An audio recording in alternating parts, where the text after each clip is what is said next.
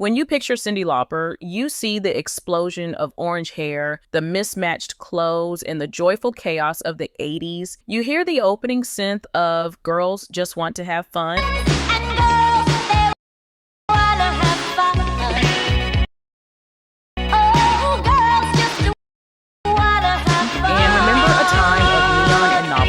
That image of a quirky, carefree pop star is one of the most successful marketing creations in music history. But it's also a mask, because behind the fun, there's a story of grit, poverty, and industry betrayal that was deliberately hidden from the public. This isn't the story of a girl who wanted to have fun. This is the story of a woman who had to fight for everything she ever got, and whose biggest battles were fought long before anyone knew her name. Her story starts not in a vibrant music studio, but in the quiet desperation of Queens, New York. Cyndi felt like an outcast from the very beginning, with a distinct voice and an eccentric style. She didn't fit the mold, and the world around her made sure she knew it. Music was her only escape. She left home as a teenager to get away from a difficult family life and began finding her voice, not by writing original hits, but by singing in obscure cover bands all over New York. She was paying her dues, honing her craft in dive bars, but her unique instrument was about to be silent. During a performance with a band called Doc West, she pushed her voice to its absolute limit night after night until something snapped. She suffered a severe vocal cord injury, leaving her unable to sing. Doctors gave her a devastating diagnosis. The damage was so bad she would likely never sing again. For a girl whose entire identity was tied to her voice, it was a death sentence. For an entire year, Cyndi was forced into silence. But instead of accepting her fate, she found a renowned vocal coach, Katie Agresta, and began the grueling process of completely rebuilding her voice from scratch. It was a painstaking, humbling journey, but it worked. She not only regained her voice, she emerged with the iconic 4-octave range that would soon make her a star. But her comeback was about to lead her straight into an even bigger nightmare. With her voice restored, she formed a new band, Blue Angel. They had a cool, rockabilly sound and quickly gained critical acclaim. They even landed a powerful manager, Steve Masarski, famous for handling the Ramones. It seemed like their big break. They released an album, and while music critics loved it, the public didn't. The album flopped, and the dream fell apart almost immediately. But the real disaster was yet to come. Instead of moving on, Masarski turned on them. He filed a lawsuit, not against the band, but against Cyndi personally, for $80,000, a fortune at the time. The lawsuit alleged breach of contract, and it completely destroyed her. She was forced into bankruptcy. The legal chains of the lawsuit also meant she was barred from singing professionally or signing a new record deal. The fighter who had just reclaimed her voice was now legally silenced. To survive, she had to take on menial jobs, from cleaning kennels at a dog shelter to working as a salesgirl. The most crushing blow was having to sing at a Japanese restaurant in New York. To avoid violating her contract, she had to perform under a fake name, hiding her talent while serving customers. She was at rock bottom, a bankrupt artist with a world-class voice, trapped by the very person who was supposed to guide her career. But this public humiliation was secretly forging the defiant spirit that would soon take over the world. After the legal dust settled, Cyndi was finally free. She was introduced to a new manager and soon-to-be boyfriend, David Wolf, who saw the star beneath the hardship. He secured her a deal with Portrait Records, and she began work on what would become She's So Unusual. The label presented her with a song they thought would be a perfect fit, Girls Just Want to Have Fun. But when Cyndi heard the original demo, she was horrified. The song was written and recorded in 1979 by a male artist, Robert Hazard. His version was dark and cynical, sung from the perspective of a guy who dismisses the women he sleeps with as frivolous party girls who just want fun. To Cyndi, who had just fought her way back from poverty and betrayal, this message was an insult. She refused to sing it. She told her producer she could only do the song if she was allowed to completely reinvent it. She fundamentally changed the lyrics and the arrangement, turning a misogynistic jab into a joyful, rebellious anthem for female empowerment and solidarity. When she sang, "Some boys take a beautiful girl and hide her away from the rest of the world," it was a direct shot at the controlling forces she'd endured her whole life. The song became a global phenomenon, but what the world saw as an overnight success was, in reality, an act of artistic defiance. The fun wasn't frivolous, it was a declaration of freedom. The album, She's So Unusual, was a cultural earthquake. It made Cyndi the first female artist in history to have 4 top 5 singles from a debut album: Girls Just Wanna Have Fun, the heartbreaking ballad Time After Time, the bizarrely catchy She Bop, and the late night anthem All Through the Night. She was everywhere. Her videos, featuring her real-life mom and the famous pro wrestler Captain Lou Albano, were on constant rotation on MTV. This connection to the wrestling world was a stroke of marketing genius by her manager, David Wolf, creating a crossover appeal that no one else had. But while the world was dancing, a moral panic was brewing over one of those hits. The song She Bop had a driving beat and a playful vocal, but its lyrics were hiding a topic so taboo for 1984 pop radio, it's shocking it ever got played. The song was an unapologetic celebration of female self-pleasure. With lines like "They say I better stop or I'll go blind," she was cheekily referencing old myths about the act. Cyndi herself later confirmed it, even admitting she recorded the vocals while completely naked to get into character. In an era of sanitized pop, this was an audacious move. It didn't take long for the establishment to notice. The newly formed Parents Music Resource Center, led by Tipper Gore, launched a crusade against what they saw as immoral music. They created their infamous Filthy 15 list of songs to be condemned, and She Bop was right there, alongside Prince's Darling Nikki and Madonna's Dress You Up. Cyndi was now officially a threat to the moral fabric of America, a label she wore as a badge of honor. But while she was winning the culture war, a new battle was brewing with one of Hollywood's most powerful figures. By 1985, Cyndi Lauper was a global superstar, and Hollywood came knocking. Steven Spielberg was producing a new kids' adventure movie, The Goonies, and he wanted a theme song from music's hottest star. On paper, it was a perfect match. The result was The Goonies Are Good Enough. The song was a hit, and its ambitious 2-part music video was an event. But behind the scenes, the story was much darker. Cyndi reportedly hated the experience. She felt immense pressure from Spielberg and his camp to produce a song that fit their commercial needs, feeling it was a creative compromise that didn't align with her own artistic vision. She felt the song was juvenile and not representative of her as an artist. Years later, she would admit her frustration, stating she didn't feel the collaboration was respectful of her creative process. She has rarely, if ever, performed the song live throughout her career, effectively erasing it from her personal canon. It was a clear sign that even at the peak of her fame, Cyndi was unwilling to play the industry's game. This refusal to compromise would come to define the next chapter of her career, a chapter the mainstream world would completely ignore. After the massive success of her first 2 albums, She's So Unusual and True Colors, the 90s arrived and the musical landscape shifted. Grunge and alternative rock took over, and the vibrant pop of the 80s began to feel dated. To the public, it seemed like Cyndi Lauper simply faded away. Her record sales dwindled, her radio hits dried up, and she was largely written off as a relic of a bygone era. But this narrative of a decline is completely wrong. Cyndi didn't disappear, she chose to walk away. She was tired of the pop machine, tired of being asked to repeat the same formula. So in 1993, she released an album called Hat Full of Stars. It was her most personal, raw, and politically charged work to date. Instead of catchy pop hooks, the songs tackled harrowing subjects. There were tracks about the lingering trauma of incest, the pain of a close friend dying from AIDS, and the ugliness of racism. It was a dark, complex, and brilliant album, the one she has often called her favorite. And commercially, it was a complete and total disaster. The record label barely promoted it, radio wouldn't touch it, and the public, who still wanted the fun-loving girl from the 80s, didn't buy it. But Cyndi didn't care. She had chosen artistic integrity over commercial success. She had proven to herself that she was more than a pop star. She was an artist, and what happened next would prove it to the rest of the world. For the next decade and a half, Cyndi Lauper continued to make music on her own terms, releasing albums of blues covers and electronic dance tracks, touring for her dedicated fan base, but remaining largely outside of the mainstream spotlight. Many had written her off for good, but in the early 2010s, she got a call from an old friend, the Broadway legend Harvey Fierstein. He was writing a new musical called Kinky Boots about a struggling English shoe factory that saves itself by producing boots for drag queens. He needed someone to write the music and lyrics, someone who understood what it felt like to be an outcast, someone who could write songs with heart and defiance. He needed Cyndi Lauper. It was a challenge unlike any she'd ever faced. She had never written for Broadway, a world with its own rules and traditions. Yet, she poured everything she had into it. She wrote songs that were vibrant, emotional, and deeply powerful. When the show opened in 2013, it became a smash hit. That year, at the Tony Awards, she was nominated for Best Original Score. In a category dominated by Broadway veterans, the 80s pop star was considered the underdog. But when the envelope was opened, her name was called. Cyndi Lauper had won. In that moment, she made history, becoming the first solo woman to ever win that prestigious award. It was the ultimate validation, the ultimate comeback. The woman who was told she'd never sing again, who was sued into bankruptcy, and who was dismissed as a pop fad had just conquered Broadway. Cyndi Lauper's career was never about just having fun. Fun was the Trojan horse. Inside was a message of resilience, acceptance, and the power of being different. Her true legacy is written not just in her pop hits, but in the quiet strength of her convictions. Her song True Colors became a global anthem for the LGBTQ+ community, a cause deeply personal to her because of her own sister Ellen, who is a lesbian. She didn't just sing about acceptance. She fought for it, co-founding the True Colors United Foundation to help homeless LGBTQ+ youth. Now, after a 50-year career of fighting, she has announced her farewell tour. But it's not a retreat, it's a victory lap. It's the final bow for an artist who was knocked down again and again, only to get back up and rebuild herself into something stronger. She survived the industry, she defied expectations, and she outlasted all the trends. The girl from Queens who was never supposed to sing again ended up creating a voice that will echo for generations.